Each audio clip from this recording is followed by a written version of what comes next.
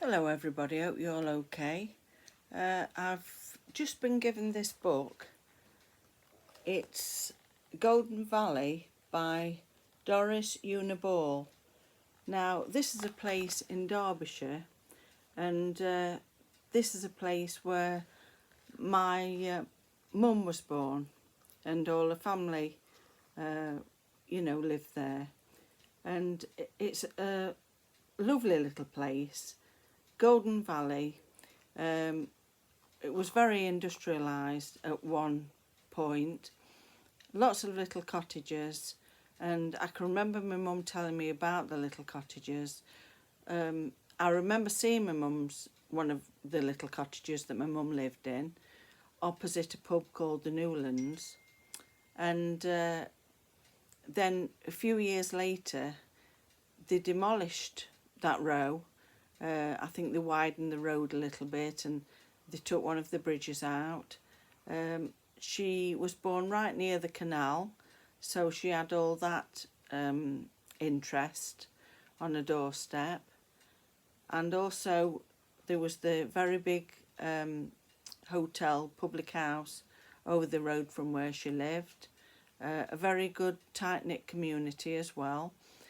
When I worked at one of the places, one of the ladies that I worked with, her mother also lived near where my mum lived, and she was the lady that people used to fetch if anybody was having children, or if anybody had become ill, or even if they'd passed away.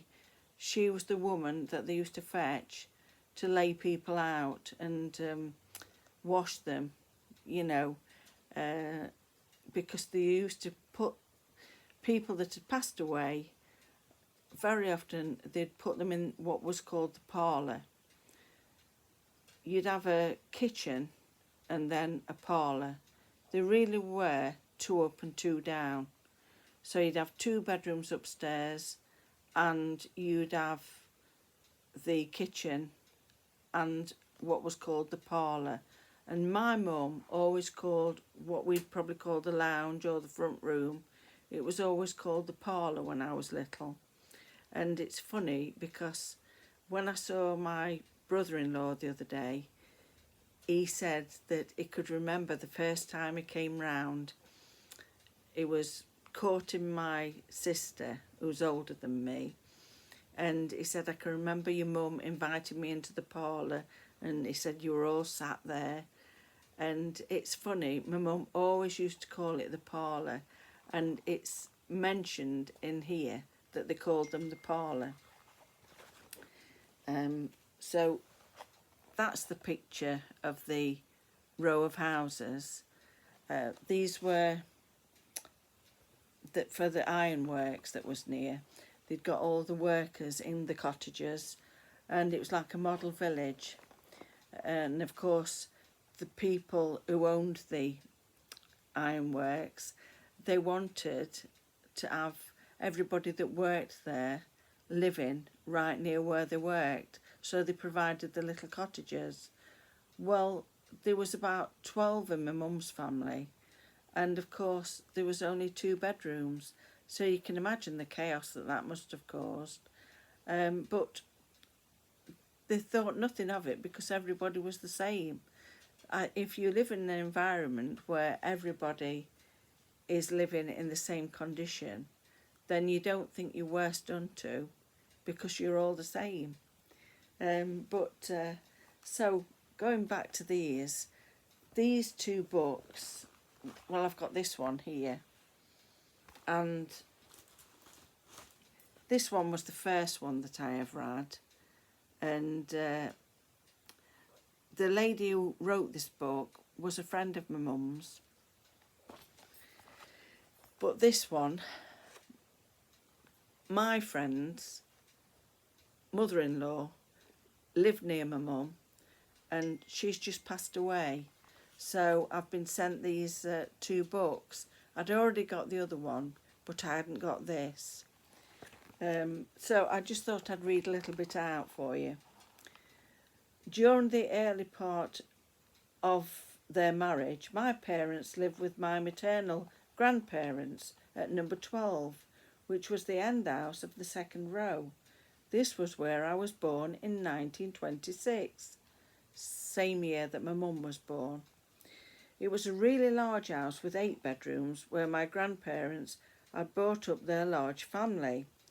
This was a different type of house to what my mum lived in. My great-grandparents and also my great-great-grandparents had brought up their families at number 50, the last house of the stone row. Eventually my parents bought number 9, middle house of the second row, where my eldest brother and sister were born. My grandfather died when I was 3 years old, and my grandmother later remarried and left the valley. My parents then bought number 12, where my youngest sister died during a diphtheria epidemic and my youngest brother was born. The end house of each terrace had their own backyard. Those in between shared a yard, where their back doors faced each other. All the houses had black iron cooking ranges, which held about a bucket of coal. Bread, cakes, puddings and meat were all cooked in the fireside oven. Water was heated in a boiler on the other side of the fire, having to be filled with water carried from the kitchen's cold water tap, and ladled out when needed. Cooking pans containing potatoes, vegetables, etc. were placed on top of the oven and boiler to cook from the heat of the fire, or hob as it was called. There was always a kettle of water boiling on the hob. The fire grate was filled with coal slack at night, particularly in winter, to keep the fire in. This was called stoking. Often, when the fire was kept in overnight, there was something left cooking in the oven, stew meat or cow heel. If the fire was red and clear at the time, toast could be made by holding a slice of bread on a long-handled fork close to the red glow until it was golden brown. The cooking range was cleaned with a substance called black lead polish, which was applied to the grate and when brushed off vigorously until its surface gleamed, it was a very dirty job. Gas was the only form of fixed lighting indoors, and then only in the parlour, that's what I was talking about, living room, not in the kitchen. It was a case of taking a lighted candle upstairs at bedtime. So that's the first page of this book, and I just thought you might be interested in it, because I know a lot of you are interested in social history. Well, this really does hit home for me because I remember my mum telling me all about it. And when a baby was born, the baby was put in a drawer.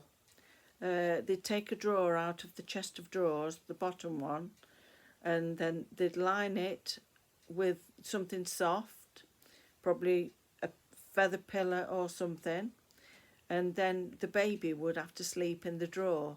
So it's just such a difference, isn't it?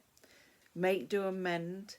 I think I've told you before that my mum said, because of course big family, hardly any money, my grandfather, my granddad, he had allotments so he could grow his food there. A lot of them kept rabbits for the table and chickens, because they had to be self-sufficient. It was no good going to the butcher's when you've got no money. But I know my mum's mother, my grandmother, she loved piccalilli. Well, she used to sometimes go out and buy piccalilli, which my granddad thought was really frivolous. And so what she had to do, well, what she did do, she used to hide the piccalilli under the bed so that he wouldn't see it. you know, it's so funny, isn't it, really? That was their treat. And, you know, when you talk about it now, it seems like nothing. But I'm sure a lot of you can understand just what it was like, you know, and I know when we were little, we had a pillowcase with things put in at Christmas. And my mum said that they'd probably have an orange and a sugar pig and a couple of other things. Nothing much because they hadn't got much money. And years later, I went somewhere and saw that they'd got sugar pigs, which you don't very often see now. And I did buy one for my mum and took it home for her. But I just thought you'd like that little snippet. And if you do like it, I might read a little bit more of it because I'm enjoying it and I hope that you do too. Right, anyway, that's your little bedtime story. Get yourself all nice and tucked up, and I'll see you on the next one. Bye.